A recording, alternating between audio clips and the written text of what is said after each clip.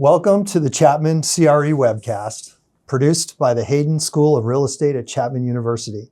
I'm your host, Stephen Ames.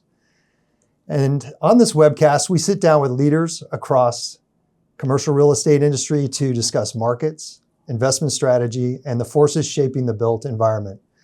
Today, I'm pleased to welcome Chapman grad Jason Krotts, co-founder of Real Estate Development Associates, a Southern California-based real estate development firm that has delivered millions of square feet of industrial and logistics space across the region for the past 20 years.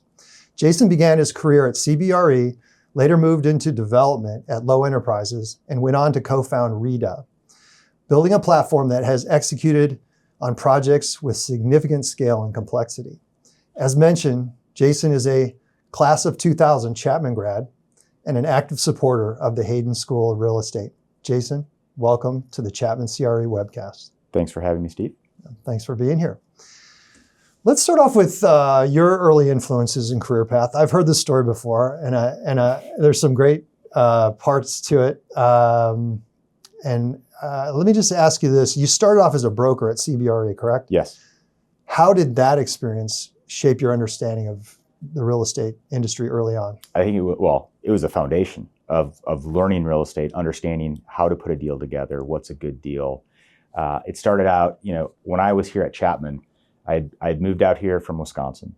I transferred from the University of South Dakota, where I went there originally to play football. Wasn't as good as I thought I was, so it led me to Chapman. I thought I was going to be a sports agent. And after I graduated in 2000, I went to work for Anaheim Sports, which at the time was the organization that owned, it was a Disney sub-entity that owned the Ducks and the Angels. Mm.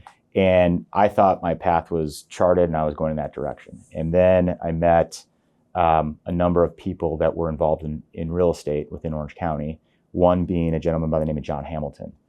He used to have he was Santa Anita Development Company with Byron Tarnitzer and his brother, Gary Hamilton. And so he was a neighbor of my in-laws. Mm-hmm. And I started talking to him and I was intrigued by what he did. And I didn't feel at the time that the growth trajectory that I was on at Anaheim Sports was there. Yep. So I inquired. I said, "Hey, John, I want to do what you do. How do I do it?" Mm-hmm. And he said, "Fastest, easiest way to learn it is to go be a broker." And so I did. He made a couple of calls, got me some interviews.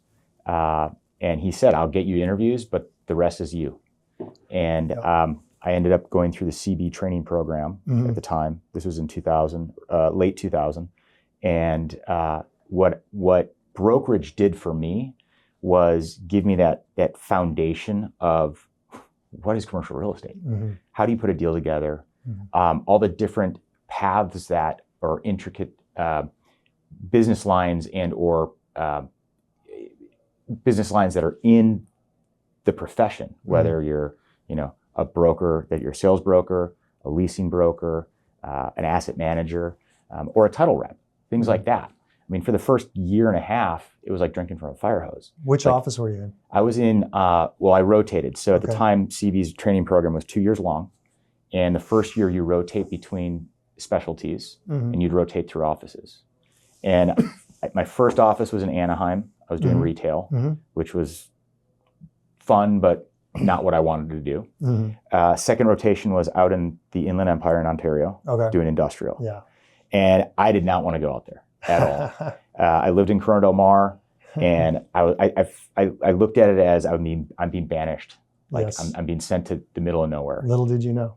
Right. And I mean, I would come home and my clothes would smell like the air out there, which was like cow manure. I mean, it was great. Yep. And every time I got off the 73 freeway onto MacArthur in Newport, and I'd kind of crest right by San Joaquin, I would look out at the ocean, and it was like I had been gone for like a year. Yeah.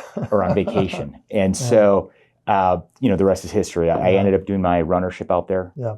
I went back to I went back to Anaheim and did a rotation in office. Mm-hmm. And I really thought that I wanted to be in Newport Beach, and I wanted to be like a capital markets guy, like a investment sales guy. Mm-hmm. And when I went out to the Inland Empire, I saw the potential. I mean, land out there at that time, this is 2000, and won, and land's trading for like 50 cents to $1. Right. And there's a old broker in the office, Len Santoro. And I remember talking to him about land values, and he's like, "Oh, it's too much. I'm like, "It's $1." He's like, "Oh, I remember when it was 50 cents." Yeah. And at the time I had a friend that worked at Reef Funds, and I was trying to get them to do some business down there. And he's like, there's no projected rent growth. We're not going to invest in this market because you can just keep building and building and building. Yeah. And so it was really interesting because it taught me a lot about the market, the dynamics, what goes into a deal. And I ended up doing my runnership, which was the second year. Mm-hmm. Did it for a guy by the name of Jay Dick, who was in Ontario. Senior? No. Well, yes, senior, yes. Because his son is still out there, or is that the one you're talking about? Yes, yeah. Okay. So Richard Dick is who you're thinking, Double Dick. Yes. Yes. Yes. And so I ran for Jay. Okay. Who was Jay's great. Still out there. Every time I go out there, I see him. Yeah. And he's great. And then when my runnership was done, I was so sick of driving out there. Yeah. And CB had just acquired a brokerage firm from Colliers, Kevin McKenna and Ian DeVries. Mm-hmm. And they had their own office in Corona, and they were trying to populate it. Yeah. And so at the time, the manager was Scott Kaplan of that region. Mm-hmm. And he said, "Why don't you go work on that office for a little bit, see what it's like." Cut my commute in half. And I was always an elephant hunter, a big game hunter. I was working on stuff I should not have been working on. Had zero experience, zero knowledge. And it to this day, I still do that. Yeah, one of your great characteristics, actually, I think. Yeah. And I don't like being told no. Yeah. And so I worked there in that office for a while, and then they asked me to join their team. Yeah. And I would say that was one of the best decisions I ever made, besides starting my company and doing what I did. Mm-hmm. But that going down to that office really gave me some freedom. It gave me some guidance. Those guys really helped me through the way, and I learned a lot. And we focused on development. Yeah. Well, as great as that was, though, you wanted something more because you moved from brokerage to development with Lowe Enterprises. Tell us a little bit about that. Sure. So in 2005, I was kind of burnt out, and I didn't know exactly what I wanted to do. I knew I wanted to do something in real estate and continue that path. And everybody that I talked to said the longer you stay in the brokerage game, the harder it is to leave. Mm-hmm. And so I figured I needed to make a move. I was in the inaugural class of the YPG group through NAIOP. Mm-hmm. And Kim Snyder, who's with Prologis now, but prior to that, he had his own company. We did a lot of business with him, and he suggested I apply to this program. It was like a master's in real estate development light, where you didn't have to go to a school, and it was more about leadership and networking than anything. It was a great program, and through that, I learned I wanted to go into the development arena. I wanted to try that, but I knew nothing. I knew brokerage, and I knew where to find deals, and I had a network of brokers that I could call on to get deals, but I didn't know what I didn't know, to be quite candid with you. Yeah. And so I was talking with Al Bodette, who was one of the founders. He was one of the founders of YPG. Yeah. Yep. And Al suggested I apply to this open position at Lowe. Working up in LA? No, Orange County. Okay. And so I ended up applying, interviewing, getting an offer to go there. And I'm like, yes. Yeah. And at that time, they had a lot of great people that worked there. One of my, loved the man, my greatest mentor, Jamie Doherty. When I was a broker, I worked a lot with him. And then when I was working at Lowe, I did a lot of business with him. Or I shouldn't say business. He kind of mentored me through. Mm-hmm. And he was the guy that kind of handled industrial for the company. He was a senior partner up in the Brentwood office. Mm-hmm. And so even though I was down in Orange County, we worked hand in hand on almost everything. Mm-hmm. And he's passed. He ended up getting ALS shortly after I left, and then it took him pretty quickly. And so he was a driving force in terms of helping me through my career at a young age. It's a great company. I know a lot of guys there, and I love the company, but it wasn't meant to be. It didn't last. And now this is one of my favorite stories you tell about what happened with the 3 kids at home in diapers, and you held it together. Yeah. Tell us about that. So I just had my 3rd kid. in September of 2008. Or I'm sorry, not kid, my third daughter, in September of 2008. And I was home, and the same week Lehman Brothers and Bear Stearns collapsed. And I'm a glass half full guy. And I came home every night that week when I went back to work, and I was drinking a bottle of wine. I was freaking out. I did not know what was going to happen. Yeah. And my wife looked at me and she said, "Hey, I think you probably have 6 to 8 months left at your job, maybe 12 on the top end." She's like, "We're fine financially. Maybe this will force you to do what you want to do and go work for yourself. So maybe you can go start your own company." And so I did. I ended up lasting until the end of the first quarter 2009, which was the last round. I made it through several rounds of layoffs at Lowe, negotiated kind of an exit package, and then I hung my own shingle. Yeah. That's a perfect transition, because I was going to ask you, what made you decide to do your own thing like that? Especially, I mean, you didn't have decades of experience. No. I did it out of necessity, because nobody was going to hire a mid-level development project manager or acquisitions guy in 2009. I kind of remember when you did it, because I would hear the name. We talked about deals, and I heard the name Rita here and there, and I thought, what's Rita? Who is Rita? What are they doing? Yeah. So I originally started it. So I started, and I was in my mother-in-law's basement below her garage in Corona Del Mar. And I made a purpose to get out of the house every day and go to a job or go to an office. Yeah.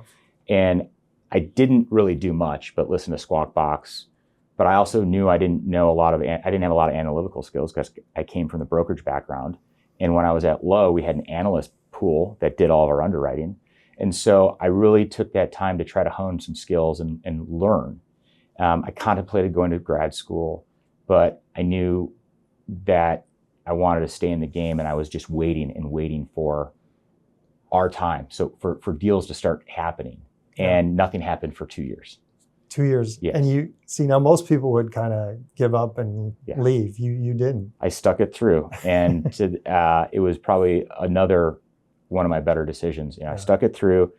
I was introduced to a gentleman by the name of Dave Hogan, and Dave was a former Panattoni partner in Orange County, and he had hung his own shingle. And ironically, he was the one that named it Real Estate Development Associates. Okay. And so we started working together.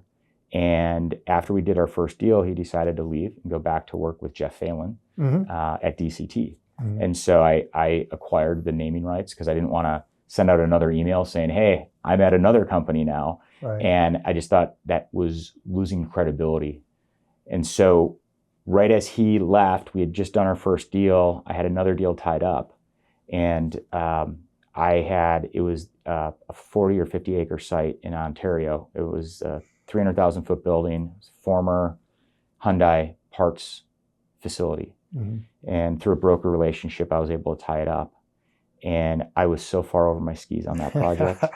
I was trying to capitalize it and mark up the land and get a imputed equity value in the project and get all these fees for it on a redevelopment.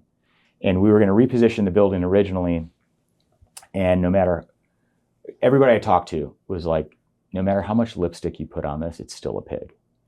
And so I wanted to do the deal with Sturs, Ohio. Yeah.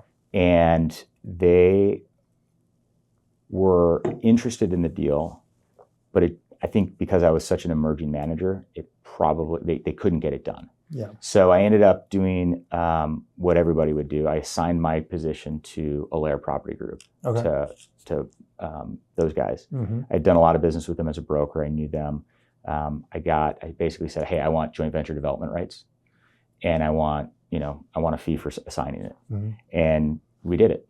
And they did that building, and it's a great building. They ended up building an 800,000 foot crossdock on it, and they leased it 15 years to Samsung. Where was that? It's in Ontario. It's on Francis and Etiwanda. Okay. Yeah. And so it ended up being that was the one that got away. Yeah. But you got something. But when you do a deal, and then you do 2, and then you do 4, it just multiplies. Yeah. And that was candidly what happened. So yeah, see, this is the thing that's so fascinating to me is like, okay, I know there was a lot of things that happened between then and where I want to go now Right. with this, which is, how did you get interested in Chino, Ontario Ranch? And how did you possibly have a vision to go, look, here's a thing that takes massive entitlements, massive infrastructure. I'm in rubbing shoulders with Prologis and all these other big players. What gave you the belief that RETA could be standing shoulder to shoulder with these people when how much infrastructure are we talking about? We're talking about like $80 million or 350 million. 350 million. Okay. How did you get your head around the belief that you could compete with Prologis in that market? Or how did you do that? Well, in the beginning, I didn't. I had zero. I didn't. Again, I was so far over my skis. I had received a phone call from a broker. I was actually in the Southeast and visiting some family, and I received a call, and gentleman's like Eric Fixie at Dom. He said, "Hey, I put together this land assemblage for somebody, and they're not calling me back. Would you want to take a run at it?" And I said, "Sure. Where is it?" He explained. I'm like, "Hey, Eric, I don't know. I don't really like that location. It's like an island. It's in the middle of nowhere. Access is difficult. I just don't know about that." And he's like, "Well, why don't you come on out, take a look. I'll talk to you about what's going on." Caprock had just acquired a bunch of land down the street. And I'm like, I don't know. And infrastructure was the big issue. Right. Huge issue. It was turning everybody off. And so I said, okay, I'll figure this out. If I can get 6 to 8 months to take a look at it, try to understand it. Well, that 6 to 8 months ended up turning into like 24 months. I fell out of escrow 4 times. Every time I put it back under contract, I would have to increase the purchase price. We're talking about one site or multiple? One site. Okay. One so site. You grew from there. Correct. You kept playing Monopoly from there. So okay. that site was 150 acres. Yeah. Except there were five owners, and 4 owners, and there were probably 8 or 10 parcels, and I had one of them. I had one owner in my camp. Yeah. I was working on the other owner. In fact, I went non-refundable with $5 million, and I didn't have the key piece on the southwest corner of the site. I knew eventually we would get there. Yeah. But talk about sleepless nights. The holdout. Oh. And so a lot of the money was my own money invested. Yeah. And what happened was we went to the capital markets to recapitalize it, because as we figured out the infrastructure, we knew that we had a period of time to finish the entitlements. We knew it was just a matter of time before we got the entitlements. The city was all for it. We had a general plan amendment, a zone change, development agreement, full EIR. It was a long process, but we knew the end was, 18 months out. We knew it was there. So we went to the capital markets to recapitalize it upon entitlements. And our whole goal at that time was to acquire the land and flip out of it entitled. I never even dreamed about going vertical with it, to be quite candid with you. And Clarion stepped up and they said, "Hey, we'd love to come in now, maybe help you perfect the entitlements, and maybe get a better basis. Sure. And we also need an operating partner to go vertical." We agreed on a price. They came in, and then we decided to buy about 400 more acres down the street. Yeah. And at the time, yes, I'm competing against Prologis, but I was able to outmaneuver all those groups because they're institutional. Mm. I'm a scrappy young guy at the time, and I had pretty good capital behind me. It was all private capital that would help me out. Yeah. And fund escrows quickly. Yeah. And that was what gave me the ability to succeed. The ability to perform, number one, but number two, get into escrow as quickly as possible. Yeah. And I was doing things that other groups could never do, which is, release deposit money on a quarterly basis. So I was effectively optioning all this land. Yeah. And that's why people went with me. Fantastic. Well, we could talk about this for a long time, but maybe just give a quick overview of where maybe the scope of what you've done in that little pocket, so that the listeners kind of understand the magnitude of what you've done, and maybe then touch on what you're currently marketing. I know you got the McLean build-to-suit under construction, probably almost done now. We're doing inspections right now. Okay. Yeah, so maybe an overview of, okay, we got this, we built that, we did this, and now we're marketing this. Sure. So in total, we acquired probably close to almost 500 acres, and it was all land assemblages. First phase was Ontario Ranch Logistics Center, which was a spec 1.1 million square foot building that was pre-leased to Kimberly-Clark when we were under construction. That was the building that actually just unfortunately had the fire a few weeks ago. We did a second 1.2 million square foot building across the street for a company called Uline, large North American packaging supply company. And then we built those, and then we went down the street and did a build-to-suit that was a 1.1 million foot building for Home Depot. That total project, Ontario Ranch Business Park, which is on the corner of Euclid and Merrill, that is it's 7 buildings and 1.7 million square feet in total. And then we have a second phase of that, which is a 1.4 million square foot building that is permit ready. And the pad it's old, but it's cut and it's there. Has some weeds growing on it. And then we also have another project that is we'll call it, all the phases, all the projects kind of blend together. But we're further kind of right smack dab in the middle. We have at the corner of Grove and Merrill, we have the South Ontario Logistics Center. That is about almost 300 acres in total. And it was originally 10 buildings. That was 3-ish million square feet. Yeah. And we've amended that site plan. So we're building 4 buildings now. So we combined 2 buildings. We're doing a 1.1 million foot building, which we're about to break ground on. We're going to go spec on it next month. Wow. We're pulling the permits sometime after the 15th of June. We're just doing our financing on that right now.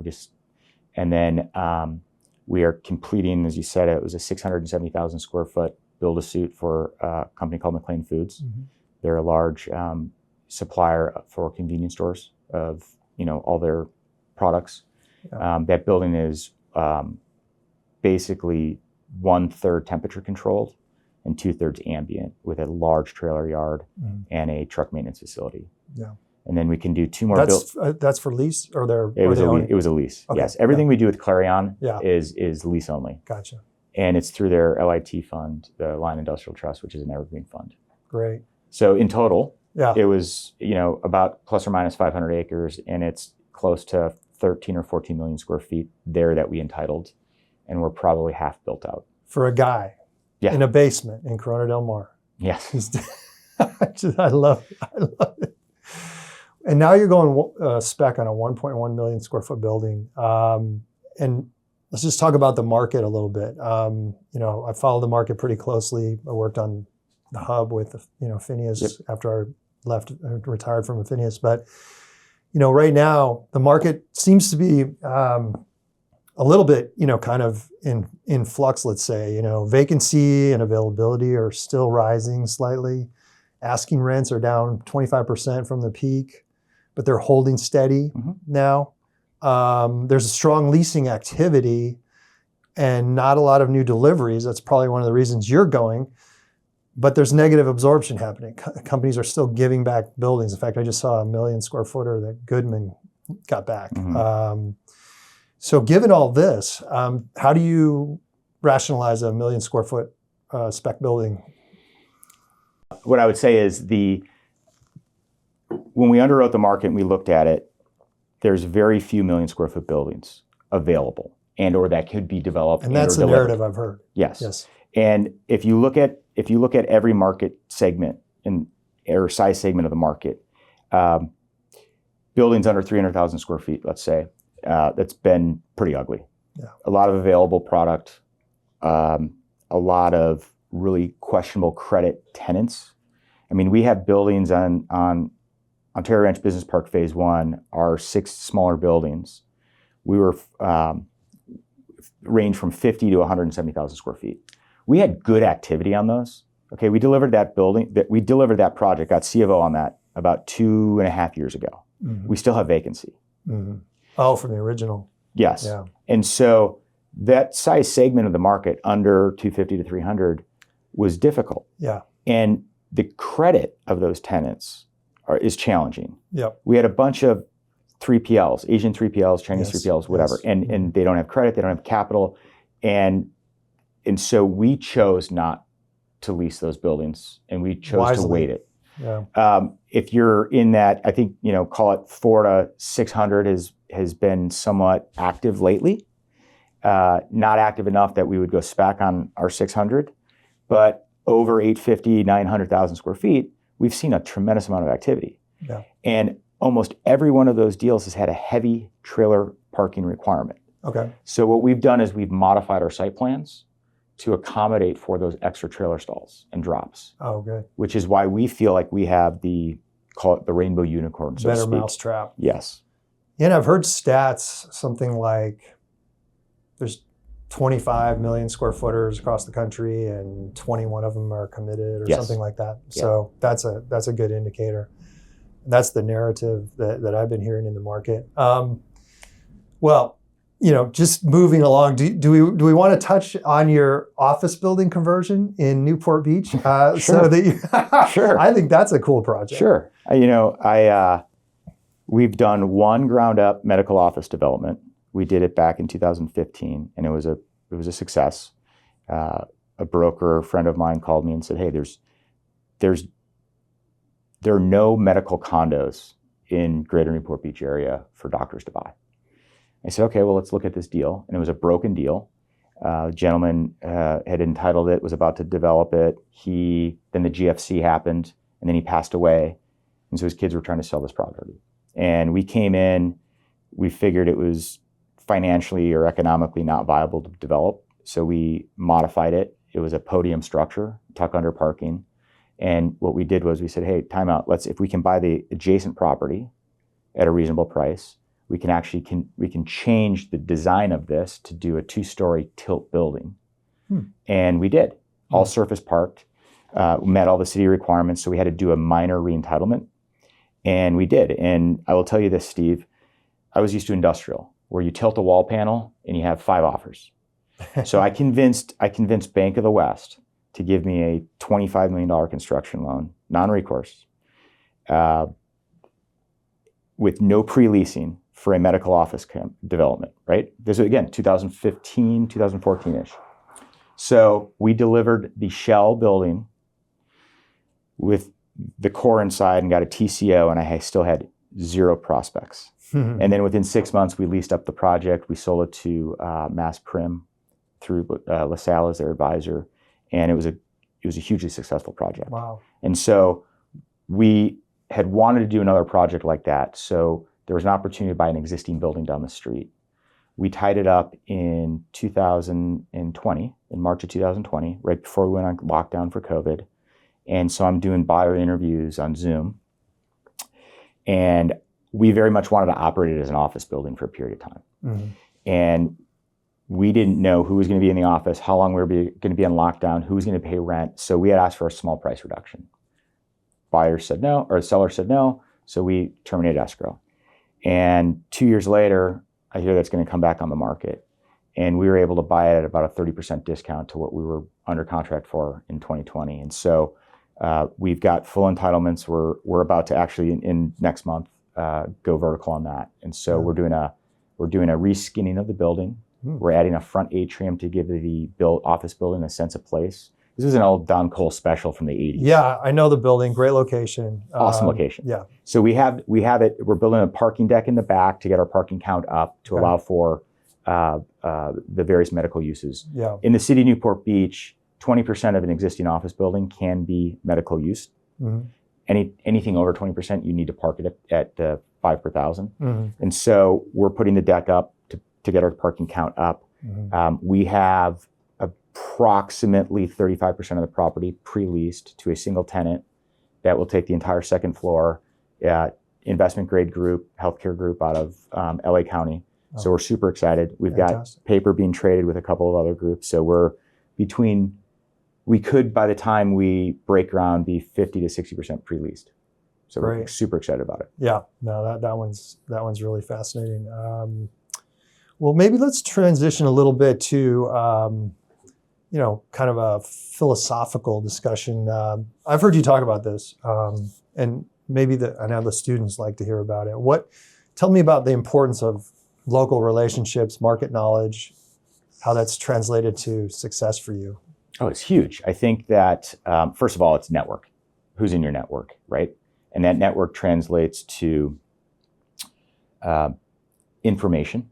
I've always said, brokers are key because they have information, and that information is, that knowledge is key.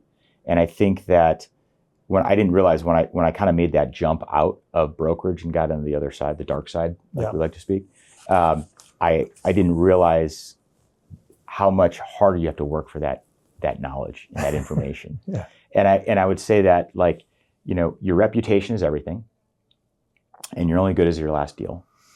And so who you surround yourself with and how you treat others is critical. And I think that all plays into success. Yeah.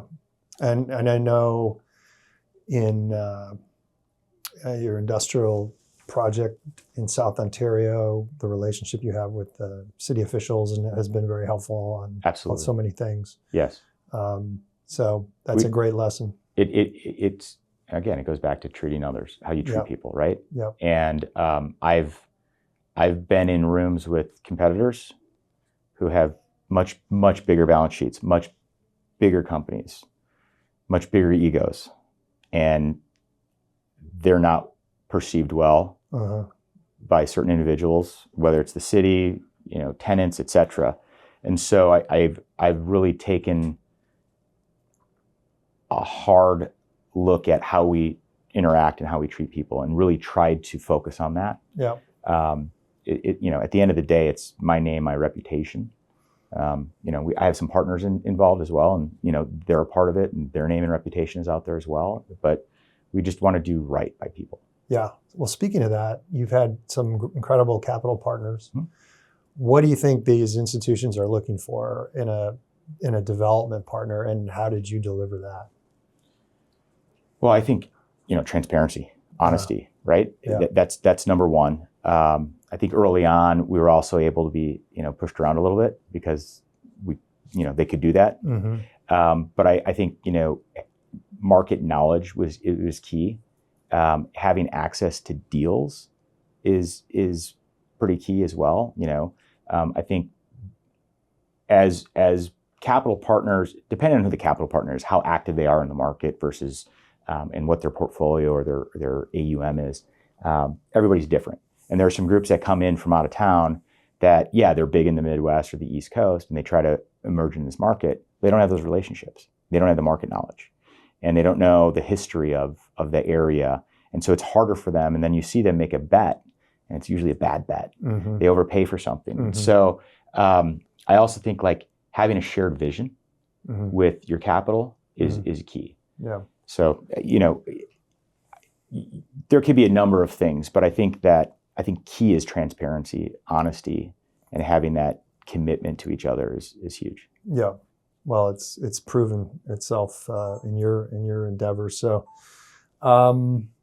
let's talk about Chapman a little bit. Sure. Chapman grad, which is always great. You have a strong connection with the Hayden School. And we appreciate so much when we ask for something. If you can do it, you raise your hand, and that's super, super great. The students love it.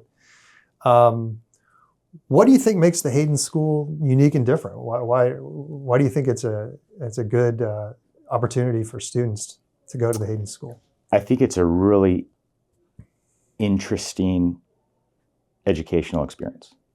I say that. So I've spoken at Wisconsin's real estate school. I've spoken at Harvard a couple of times at the real estate school there. And what I see here is a more personalized approach. And it's a lot more of peers of mine coming in and speaking. And it's like a practical educational experience. Mm-hmm. They're giving you real-time, data and experience. And I think that is hugely important when you're trying to get an education on real estate and the different facets that we have in this industry. Connection with the industry. Exactly. Mm-hmm. And I think that is huge. And I think Alex has done a phenomenal job of planting the flag, driving this program to what it is. Yeah, couldn't agree more. And his commitment is incredible. As you interact with our students, and I know right after this recording, you're going to go and speak at the management class for Fidel Lawandi. What traits stand out in the students that you talk to that you think will succeed? What do you look for in a new employer, and how do Chapman employees deliver that? Confidence. Mm-hmm. Having the confidence to follow through, having the intelligence to do what we say they should do. Yeah. I talk to students all the time. I talk to students from here, from other schools, all the time. And I think that what I would like to say is what I've noticed, that from the first cohort, because I was really involved in the first couple of cohorts, and from the first one to where we are today, I've seen a huge leap in the caliber of students. Maybe it's perception, mm-hmm. but they seem to be a lot more put together, sharper, driven, have an idea.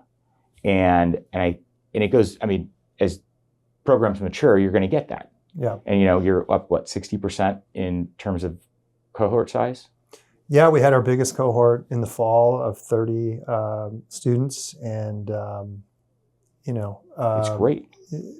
That's about our limit. We're trying to mm-hmm. have a very sort of intimate experience where everybody knows everybody. We just wrapped up our special projects class. Alex and I co-teach last night, and that class, of the 16 sessions, 14 of them are out in the offices right. of the greatest companies in Orange County, and it's an incredible experience for the students. And the amazing thing was, to your point, the quality of the students, the jobs they're getting. We went around the room and said, okay, what do you want to do? And how can we help? And there was 3 or 4 that said, oh, I just got hired by XYZ, and I'm going to be doing this and that. And it was so impressive, to the point where, and there was a couple of incredible internships that Alex and I had worked out for the students through our relationships. Mm-hmm. So that's our biggest, one of our biggest metrics is how can we get them the employment? That's what this right. is all about, and quality employment. So it is impressive. I was in Chicago last Thursday having dinner with the head of the commercial debt side of BMO. Mm-hmm. And she and I were chatting, and I was chatting to her about the school and the program. And she looked at me and she said, should we be recruiting from Chapman? And I looked at her, I said, absolutely. Mm-hmm. And so I'm in the process of trying to work out who the contacts are for their recruiting groups to be able to come into Chapman and start helping recruit. Yeah. And I think it's great. I mean, BMO's a great bank. They're growing. Yeah. Great lender, and, want to do all my deals. Well, we do have plenty of opportunities for that, like meet the firms and other things. So it's great. Well, we so much appreciate your support sure. of the Hayden School and where it's going. And you're definitely, and a Chapman grad makes it that much better. As we start to wrap up, let me throw a couple of things at you and just see how you react to it. Your favorite real estate market outside of Southern California? Salt Lake. Salt Lake. Interesting. Because I have a house in Park City. Oh, okay. I'm in a couple of partnerships there for industrial multis, and it's a very strong market. We just bought a 5-acre site. We closed on it a month ago. We're doing a small bay park, 50,000 square feet. Now you're competing with me. I'm sorry. And we're doing it as a test case for a thesis, because we think there's a void in the market for that small bay product. I think you're right, there is. So small little partnership with some friends, and we're going to build it. Well, don't be shy about calling me when you're ready to go with that. All right. I already know the answer to this, but most important career decision you've made? Starting my company. Yes. First listening to my wife to start my company. I got to give her credit, because yeah. Did she have a job? Pardon? Did she have a job? No.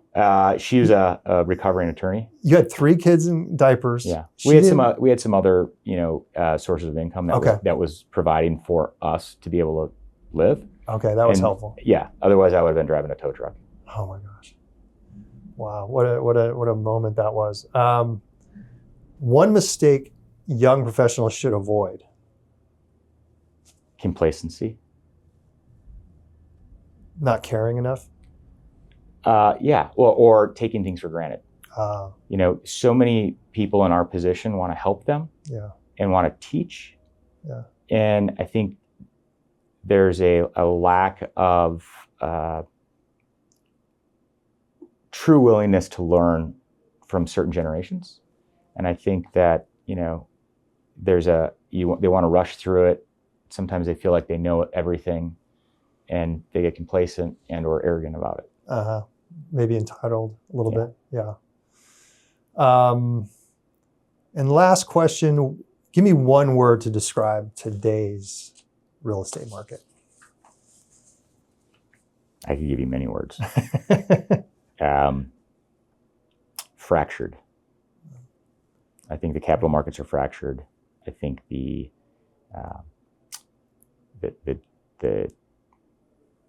brokerage side is fractured. I think the leasing side is fractured. I think there's a lot of challenges, again, in the different size segments of the market, as we talked about. But I do think that, unfortunately for our market, Southern California, we had such a jump in leasing rates. Yes. Post-COVID. Huh.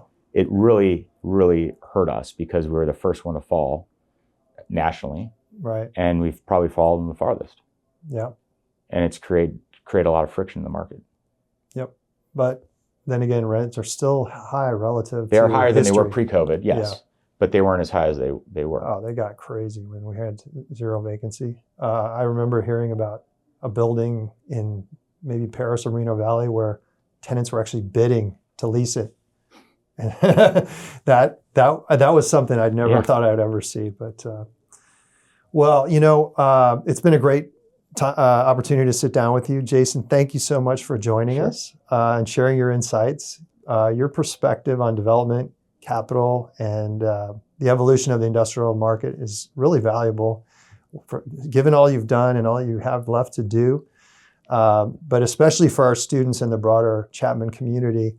And thank you, everyone, for watching today. The Chapman CRE webcast is now live on YouTube, Apple, and Spotify.